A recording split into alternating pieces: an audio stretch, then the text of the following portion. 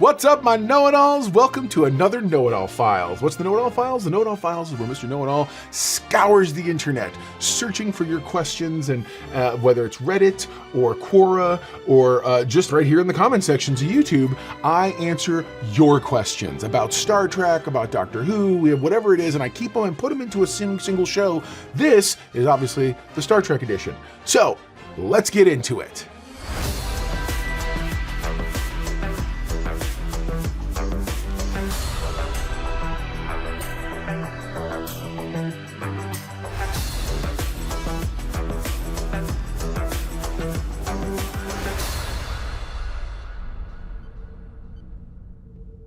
Computer, first question. What is the Ferengi Alliance in Star Trek? So the Ferengi Alliance is specifically a group of it's almost their version of the Federation internally. There are many corporations and the like that operate on Ferenginar or within Ferengi space, conglomerates, if you will. They have created an alliance. It's almost like a version of an interstellar crew, or an interstellar confederation, a guild, if you will. And so, at the end of the day, the reason they exist is, one, they enforce all the rules of acquisition that we know and love so much. The rules of acquisition are the rules by which Ferengi rule and occupy their lives. It's the Ferengi version of law. If it's not covered in the rules of acquisition, it's wide open territory and you can do whatever you want. However, when it has to do with the rules of acquisition, then the Ferengi Alliance are the ones who enforce those potential situations. Also, let's say that the Klingon homeworld, the Klingon actual government, needs help or wants to do something, and it's more than one group within the Ferengi Alliance can handle. The Alliance gets involved and ultimately makes sure that it's parsed out correctly between all the different subgroups. They obviously get their cut. I don't want to call them like the mob, but they're kind of like the mob. The one thing that I think it's interesting to remember is, even though for us a trade federation of sorts is not what kind of government is that? Remember, our government or world of the way we do things is the way we do things. That isn't the way necessarily other species will also do it. Their interpretations might be different. We may call it socialism, Marxism, whatever you want to call it, heck, fascism in some cases. But at the end of the day, it is on another world, that may be established as their normal, their right way of doing things. So you always have to be very open to the fact that other cultures have different viewpoints and different perspectives on things like that. So, all right. Computer, next question. Why does Star Trek have a med bay? Seems that if the transporter breaks you down and rebuilds you on the surface of a planet, it could save a healthy template of you, and just roll you back to a previous version if you're injured. Well, that's terrifying. Okay.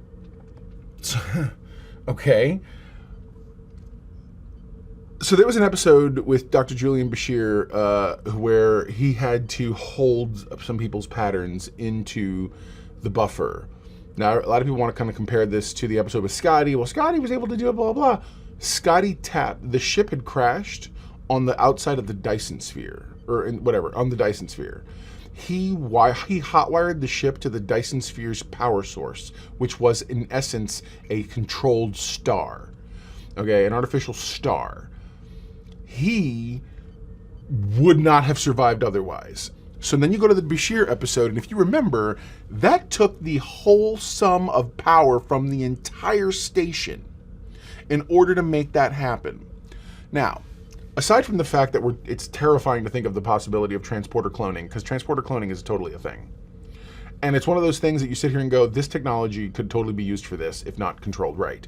And the fact that nobody in the galaxy uses transporter technology like this to essentially create unlimited soldiers. Like if you were to have a culture where you said, okay, all of you, we're going to base you could have created the clones from Clone Wars, literally been like, all right, we're going to take a pattern of you, Jango Fett, and we're going to put you, and we're going to transport you, and then we're just going to keep generating it. You mentally know this is going to happen, so each of your clones coming out will know this too. Now, you're the original, all of them understand they're being brought in as soldiers. They can live, they can whatever else, but they're soldiers. And you're like, okay, and that's it. And then just zoom, zoom, zoom, zoom, cranking out Jango Fett soldiers. So it would have saved some time too, because they wouldn't have had to train them or teach them or nothing. Anyways, so yeah, so that's it. You run into a whole lot of ethical issues when you think of doing something like that. Because think about this also: why aren't you transporting somebody for the sake of harvesting their organs? If you have not harvesting like for profit, but I mean like for I have cancer or I have something that's completely you can't fix it. So then what we do? Just keep cloning you? Ugh, I don't know. It's weird. It feels weird. Anyway. All right. So computer. Next question. Why did Spock leave Starfleet, go back to Vulcan, and commit to the Kolinar? What was the catalyst? I mean, I feel like catalyst is the wrong word. Retirement? Yeah, in a word, I think, is what it boils down to. He was done. He'd been on a 5-year mission, or if not a little longer. The 5-year mission was just the one that they were on with, I believe, with Kirk, and there was obviously the previous, he served with Pike. So he had been in Starfleet for a good number of years. Having reached the end of that particular journey, I think he just wanted to take a break, man, and go live a life and do some stuff. Not to mention that it gave him an opportunity to immerse himself in his culture and kind of he had already explored the boundaries of human understanding in space. Why not now explore the mind? Go inward and explore. That's my feeling and my thought process to it. So yeah, and then once there was something bigger to explore, i.e. the V'ger situation and all that stuff, then why wouldn't he come back and be like, let's I'm here to do this too and help and whatever else. So yeah, it wasn't like he was kicked out or run out or anything like that. He was at the end of that particular journey in his career. There's many military people who serve 2, 3, 4 terms, who almost make it a career or have it as a career, who then retire because you just get tired. You want to do something different. And so you move on, and later on they get reactivated or whatever else. That happens in real life. So it's not unheard of as a thought process, especially for a very logical Vulcan who's like, all right, well, I did this. Now I want to do that. So yeah, it's one of those things you just kind of keep that they do. So, all right, I hope that answered your question. Computer, next question. Could Data have performed the work of a Starfleet medical officer? Why or why not? Hat tip Reddit. Thanks a lot for Reddit for that. Okay, so yeah, of course. The same way he got into doing what he did. I believe it's probably more logical for him to have been in operations because of the efficiency of who he is. However, if the internal workings of the human body had been something, then and the thing is, Data didn't just pour the information into his head. Data consumed the information, though faster and more efficiently than humans or humanoids would. He still consumed it the same way. Reading reports, going to classes, learning through teachers, talking logically through things, and kind of he went through the learning process, and thus learned the information. He absolutely could have done the same thing. Gone to medical, learned all the stuff, you know what I mean? Absolutely. And it wouldn't have been just like, oh, we're just going to pour everything into you. He would have learned all of the various things and been excellent at it. So yes, he absolutely could have done the job of a medical officer and gone into the medical profession, just like anybody else. Computer, next question. What did Starfleet do with the Klingon Bird of Prey after it crashed into the bay in Star Trek IV? That's a great question. So there was actually I want to say in Star Trek VI, there was deleted scenes, or they were whether they were unfilmed or deleted or whatever else. But the premise was that the crew is retired or retiring, and kind of just they were not actively serving, though they were still active. They were not so when you actually, the rounding of them up was supposed to be a much more involved thing. And one of the scenes that you have is Scotty with a range of cadets who's literally talking to them about, and like they're having them crawl through this thing, clearly having trouble, not being able to understand or decipher much because it's Klingon and their engineering's upside down or whatever else. Anyways, their engineering reads left to right, who knows, or right to left. And so that was one of those things where it was like, oh, okay, they were going to be, they were The ship was hard to decipher, so they did talk about it in it. Now, obviously, it's not canon because it wasn't filmed, but they were going to address it. So I like to believe in my head. Then that's if so long as somebody from Star Trek created it, it still is supposed to be a thing. I know that the reason they didn't do it, Nichelle Nichols and Walter Koenig didn't like how their characters were going to be portrayed as being bored and hating life and the whole bit. They didn't like that. So they ended up, because they have so much pushback, they just dropped the whole set of sequences, which gave the movie brevity anyway. So instead of getting any of that stuff that then builds up to, oh, what's going, why are we here? You go right to Kirk being like, why are we here? What's going on? So, yeah, I hope that answers your question. Computer, next question. Which Star Trek scene hit you in the feels? There is an episode of The Next Generation. I want to say it's either season 5, episode 21, The Perfect Mate with Famke Janssen.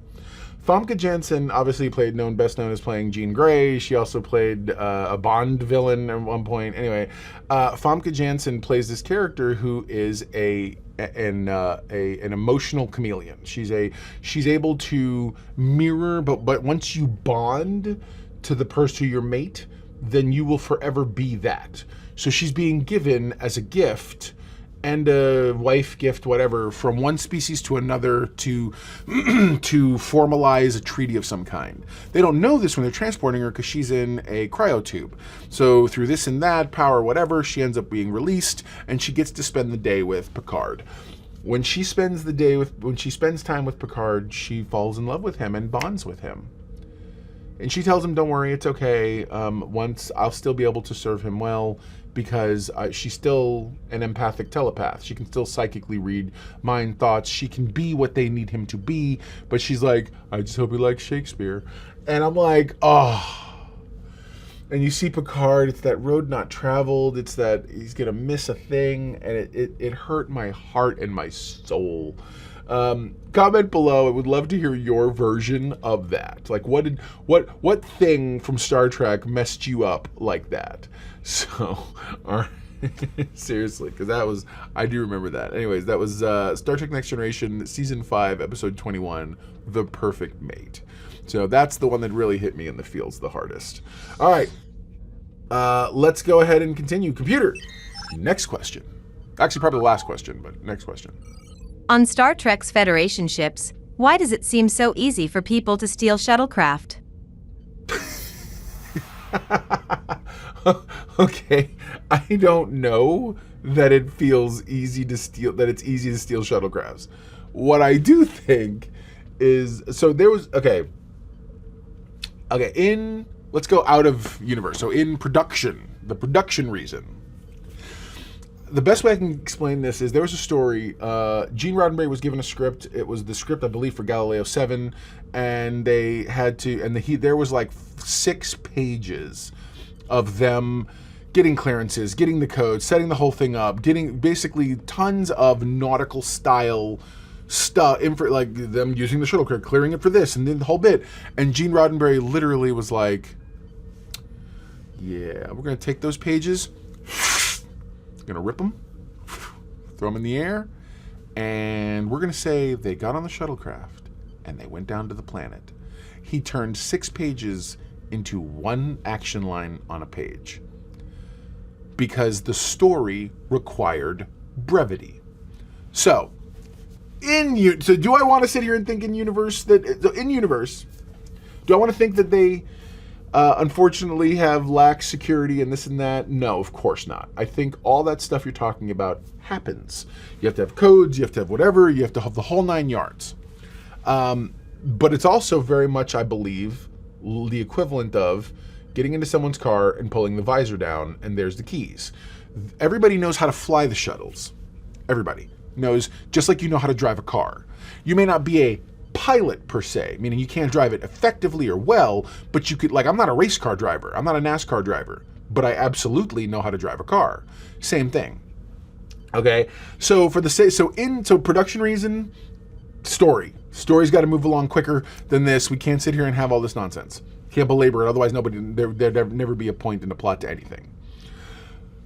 On the other side, in universe, there's any number of reasons that they've kind of sort of alluded to. Some of them are that a shuttlecraft aboard a ship is considered a secured vessel, and that you don't actually set those kind of parameters unless you're leaving it somewhere else. So you go down to a planet, you're going to leave, you obviously take the keys with you, or you set the alarm or whatever else.